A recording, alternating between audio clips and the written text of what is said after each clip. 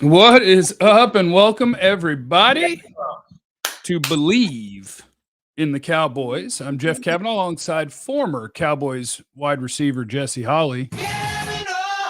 It's nice to see you guys. We got Cowboys OTAs to talk about, all sorts of stuff, including Micah Parsons, Tyler Smith, the guys that you guys care about. And that's what we're going to do.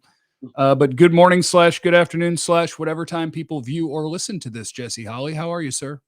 I'm well today. Today I'm doing well. It's Friday. Yeah, the sun is shining. I mopped the hell out of my floors. I'm telling you, I put the dogs up and I got to it. I got to it. Like I really got you know what I mean. I'm probably, this is probably wrong, and then I know that there's like Twitter, YouTube scientists that's gonna say this is wrong, but I'm a pine sol bleach combo. Okay. I go pine sol bleach, and then every now and again, like back in the day, my grandmothers used to do fabuloso. Okay. I go hard with the pine sol. I go 3/4 pine sol, little bit of bleach. Hot water. I got the good mop with the Yeah. spinning thing on it. Yeah. Bop, bop, bop, bop. I'm hitting that thing like Mr. Clean. So you have a real life mop. Like I have a Swiffer, and you go tss, tss, tss, and then you push it. Yeah, no. I have a real, like my Swiffer. I do that I do that kind of intermittently. You know what I'm Okay, saying? but you're going deep. Okay. You're going deep clean. Yeah. Yeah, I've lit up all the blinds, open the windows, get the fresh air in there, and I pop, pop, pop, pop, hit that thing. Yeah. There you go. There's your really important Cowboy topics of the day. Hey, let's talk about Micah Parsons in just a second. But before we do, Get to that money, baby. Yeah, I got to tell you guys about our partners at BetOnline.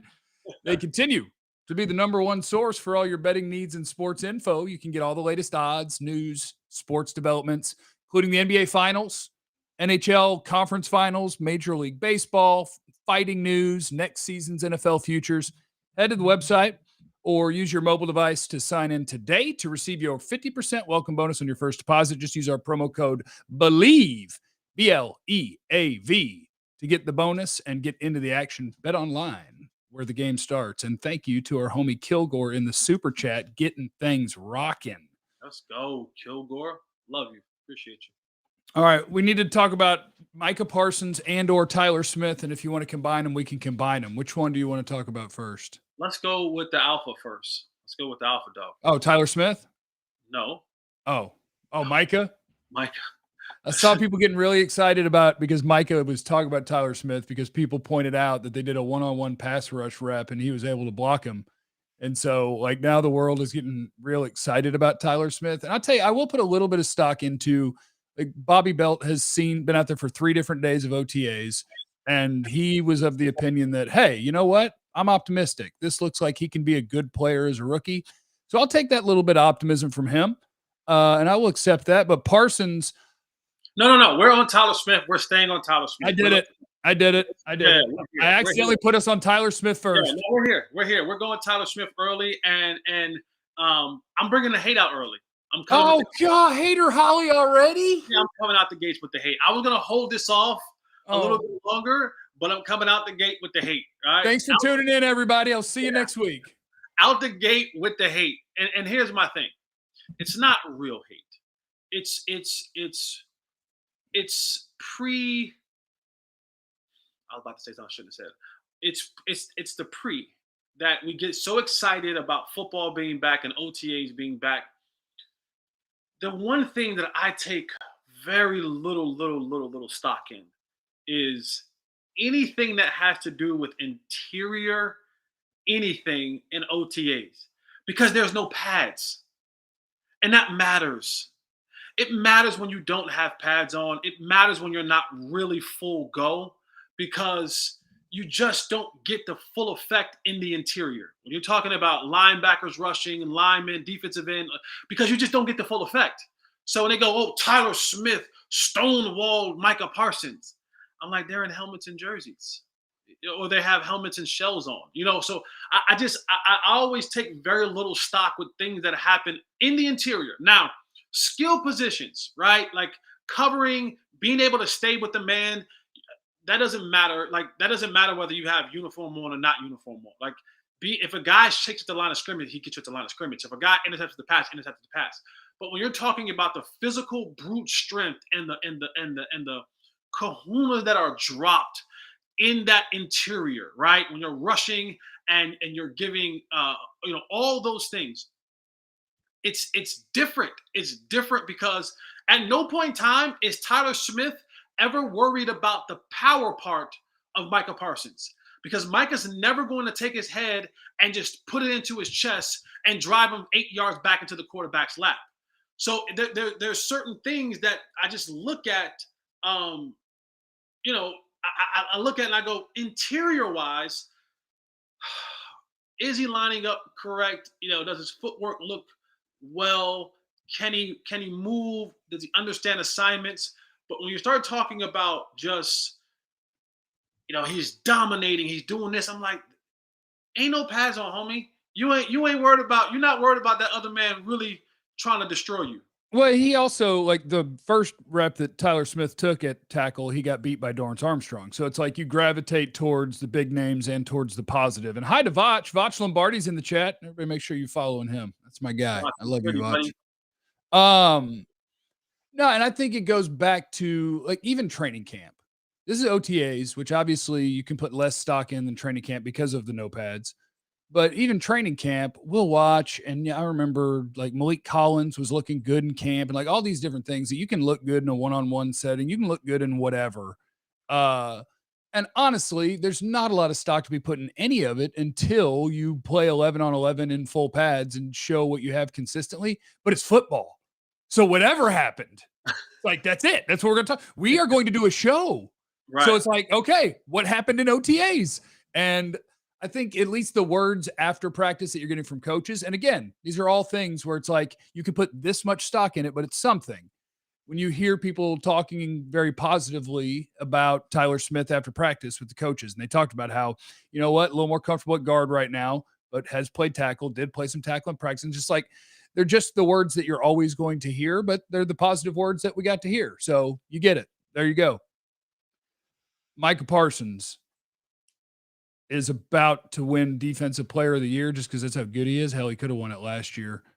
But Jesse, you can speak to this as a dude who, now I guess it's different when you're on the roster and special teams and whatnot versus the best player on the team. But the dynamic of how different you can be, like with your position group or with your side of the ball. And like Micah Parsons already sounds like he's talking about Tank Lawrence almost like he's helping Tank. Like Tank might look up to him where he's just like, oh yeah, I want Tank to get back to whatever. And I want Tank, like he's not worried about leading, or no matter who you are. Micah Parsons is like, yeah, I'm kind of the best guy here. I'll lead us. You know what I hear? I hear the bona fide. I don't know if there's the baton or the torch or whatever, but I don't even know if it was passed. I don't even know if it was passed. I think it was just taken. Yeah. I think it was just taken. Like, you know what? Like, and he's speaking from a sense of a place of, this is really my defense. Like, I get it, Tank, you've been here for a while, but this is my defense. And I love the way that Micah Parsons speaks in such matter of fact. I love in which the confidence, you can call it confidence, arrogance, cockiness, whatever you want. Whatever you want to call it, I like it. I like it a lot. And, he's basically saying like, hey, listen, whatever you did before, cool, great. I want the best for you and your family, and I want you to go out here and do. But I'm the dog here. And whatever you think you're going to get, I'm just going to double it. So if 10 is the number, and he kind of like, if 10 is your number, starting defensive end, if that's your number, starting who plays 100% of the snaps at defensive end, if 10 is your number, time defensive end on me. Uh-oh. Hang in there, internet. Hang in there, internet. Down goes Jesse Holley. Jesse, if you can hear me, you should just reopen the email with the invite link and just click it again. In the meantime, I'll hang out with the chat. I'll just hang out with the audience. I'm going to kick you out of the room. Bow! Yeah. See, that's what, oh no, then I need to switch it to let me just leave him glued and stuck. Yeah, see, everybody thinks that's what happens when you hating. You do too much hating, you get stuck on the screen like that. That's what happens. I love Micah Parsons. After hearing about the wide receivers in the OTAs, how foolish should we feel about buying that Simi jersey from Vance? That is actually the next thing that we were going to talk about as my screen gets wild on me. The wide receivers were next. Look at me just clicking through random things. Wide receivers were next on the docket. But I do want to point out that, yeah, Micah Parsons is, God, what he did as a part-time pass rusher is incredible. He's going to win Defensive Player of the Year. He's going to. Although Aaron Donald still exists. It doesn't matter. Micah Parsons is going to be the best defensive player in football. God, who was so wrong about him when he was drafted? Weirdos. Don't buy a Simi jersey, okay? What's happening right now with the Cowboys is Michael Gallup is not practicing. Jalen Tolbert is not practicing. James Washington is not practicing. On Facebook, Sean asks, do you think Simi's going to be on our team this year? That, if you have a Simi question, I think is the question. Is Simi going to make the team? Day 3 picks aren't guaranteed to be on your team. And day 3 picks a year later definitely aren't guaranteed to be on your team. So for Simi, it's a matter of who is going to be, like Noah Brown, I think, is going to be on your team. So that's 5. And then right now, I guess Simi and Vasher are the guys who are getting a bunch of reps because you have so many guys out. Question is, are they going to keep 6 wide receivers, and who would the 6th wide receiver be? That's what Simi's battling for. Don't you buy a Simi jersey. Don't do it. Don't do it. Is Bohanna safe? No. No, he's not. I'm texting Jesse Holley.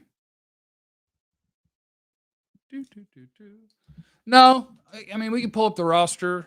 Bohanna, I don't think is safe, but I think he'll make the team. Just have to look at the depth. Let's see. Dallas Cowboys football team. Your D tackles are going to be, all right, Bohanna, Neville Gallimore, Osa, Ridge. You know what? He probably is. Bohanna probably is safe because they're going to keep at least 4 interior guys. And Gallimore, Osa. Well, you could have, what if you had Carlos Watkins and John Ridgeway makes it over him? So, no, not for sure. But I think he's got a decent chance. Would you swap out Tyler for Tyron right now due to health issues? No. No, I would not. No. Hey, look, it's Jesse Holley. Hey, what's up, man? I don't know what happened. You crapped out. I already talked about wide receivers, but I know you have takes. The chat decided that you got booted for hating. That the internet froze up for some hating. So right now in camp, the wide receivers that are basically running is CeeDee Lamb, TJ Vasher, and Simi Fehoko. So is that why do you have anything to hate on there, Jesse, or can you just wait for people to get healthy and practice? I mean, we're looking at, this is the depth of this team, right? Yes, they are. If you but they're down in theory, wide receiver 2, 3, 4 right now, which that's a lot. Gallup, Tolbert, Washington not practicing. I mean, I feel a lot better if they were, but you got plenty of time. I'm not too worried about that. I'm not too worried about, if you have everybody, you're fine. I guess, how many teams feel good about wide receiver 5, 6, 7? I don't know. I look at a situation where Michael Gallup is coming off an injury, so you're going to miss him at least probably 3 games at the start of the season, right? Yeah, something like that. So now you're going to be running Tolbert, CD, and Washington out there, which I don't love. You don't have any room for error, right? You don't have any room for an ankle. You don't have any room for a hammy. You don't have any room for a shoulder. And so these are the things when you're looking around the league. And I forgot who I was talking to about a week ago about adding veteran pieces. And this would be a good time to go and add a veteran piece, someone who's not going to require starting, minutes, Oh, I was wondering if you were ready to go after Odell Beckham or Julio Jones. No, that's no. You gotta have fun. I'm not gonna lie. I would have loved to have Jarvis Landry. Yeah. I would have loved that. I hate that the Cowboys don't do enough stuff down the field, and I feel like Jarvis Landry is the king of the 3-yard catch. And I love what he brings to a team. I need somebody to run down the damn field. What I would have loved for Jarvis Landry is Dak needs a route runner.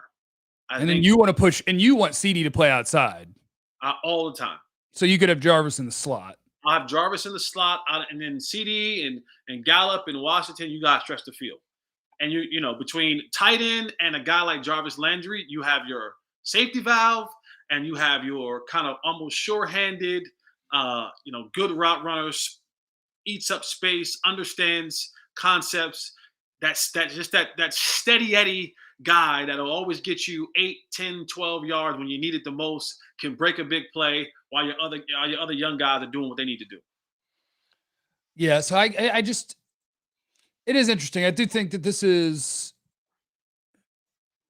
it's a terrifying look when it's like, hey, let's read about what happened at Cowboys practice. And it's like, well, the starting offense featured TJ Vasher and Simi Fehoko.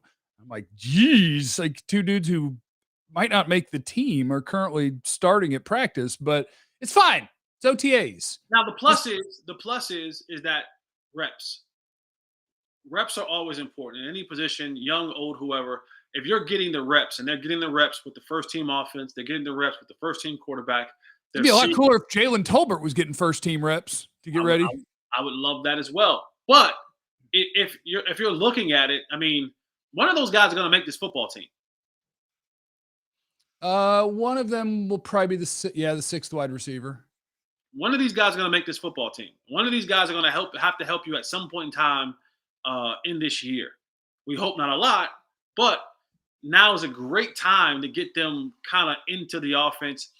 And the thing that I like when you hear guys like TJ Vasher and you hear guys like Simi Fehoko, like I don't want to hear that these guys don't know the lineup at though. So when you hear that, like, how do you guys not know what a lineup at? Because you have to work at that stuff, man. I was bad at that in Abilene because I was drinking too much and not reading. Not year two in the offense. No. Not year 2 in the offense.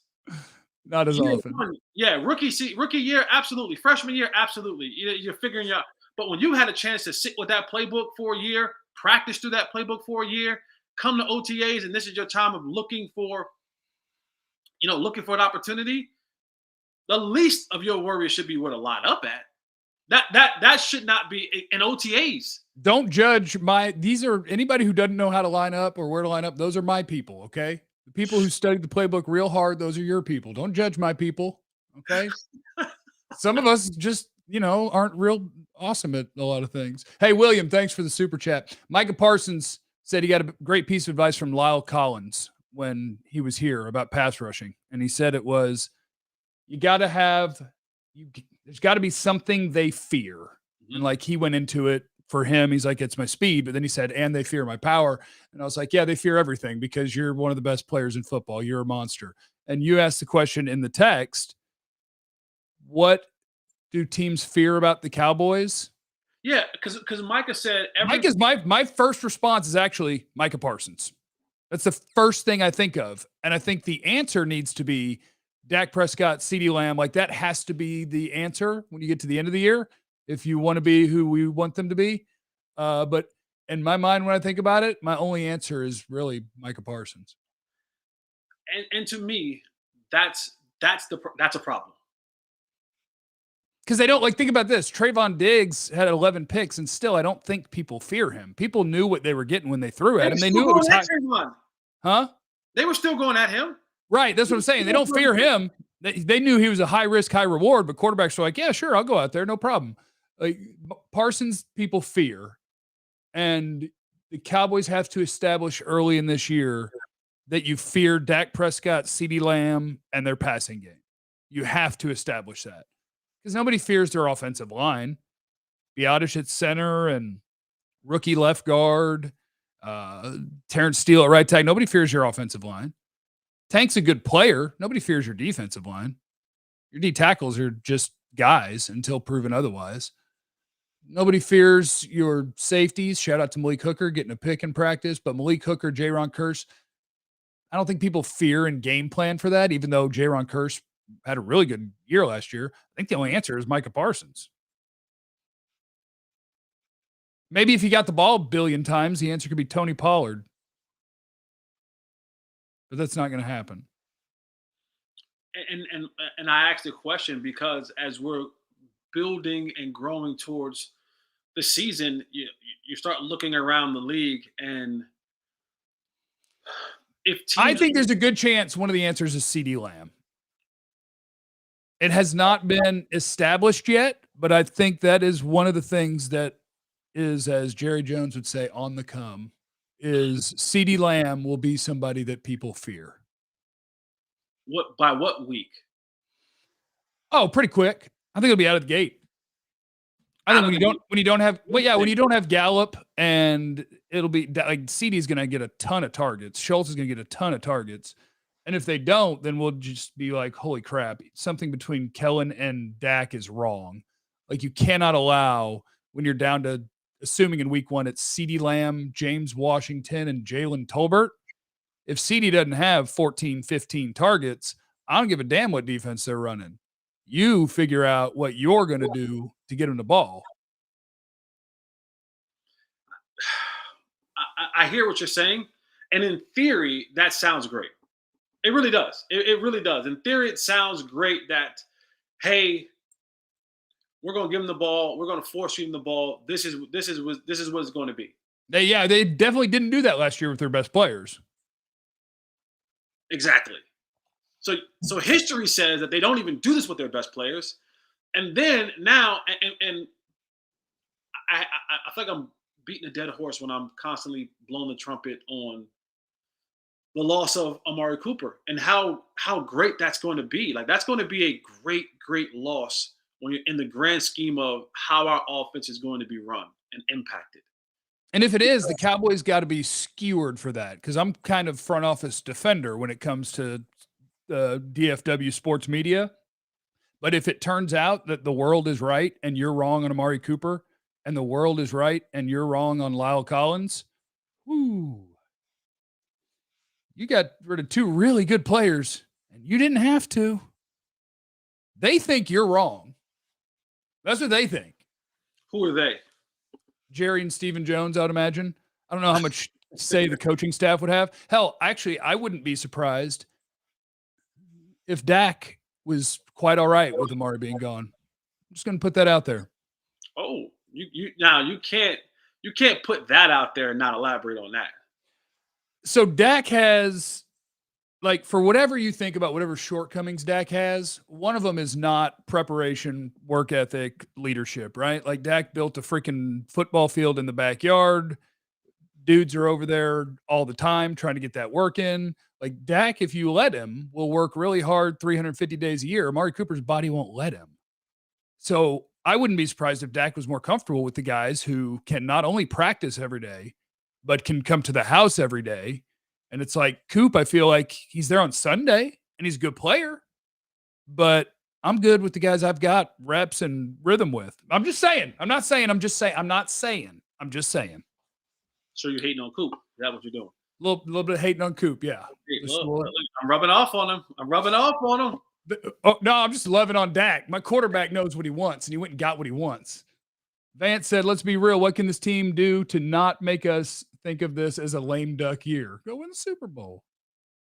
They got a bunch of money. They got a bunch of cap space now. Lyle Collins' money's freed up if you guys want to go sign somebody, but they don't.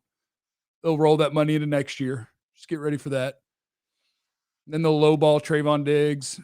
They'll lowball CeeDee Lamb, and then they'll start talking bad about him. And eventually, after 6 years, they'll have to overpay them all to keep them because they're trying to win the negotiation. But don't worry about all that stuff. Don't worry about it.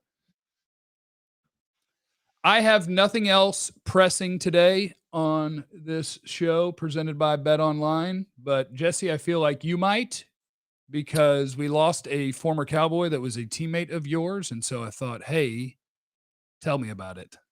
Yeah, not only rest in peace to not only my teammate but my good friend, Marion Barber. And I'm gonna try to get through this without being emotional, but that's okay if I do. You damn right it is. Crying is fine. Emotions are real, and live with it. And but yeah, on Wednesday I got the call that my good friend has passed on, and the thing that has been hurting me the most about the situation is most people know MB. And by the way, I know people love saying Marion the Barbarian, right? He hated being called the Barbarian. He hated it. He hated it. He hated it. Why? It's badass. Passion. He hated it with a passion. But I hope on the day that I transition that people are able to talk about me past football. And we all know what he was as a football player, but a lot of the fans and people don't know who he was as a man. When I tell you he was one of the most selfless, generous, giving humans you will ever meet.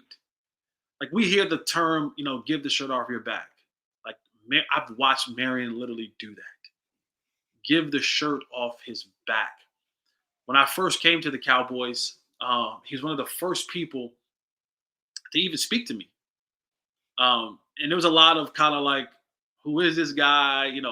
And the first thing he said to me, he said, oh, what's up, my brethren, my lock hair brethren, talking about our hair.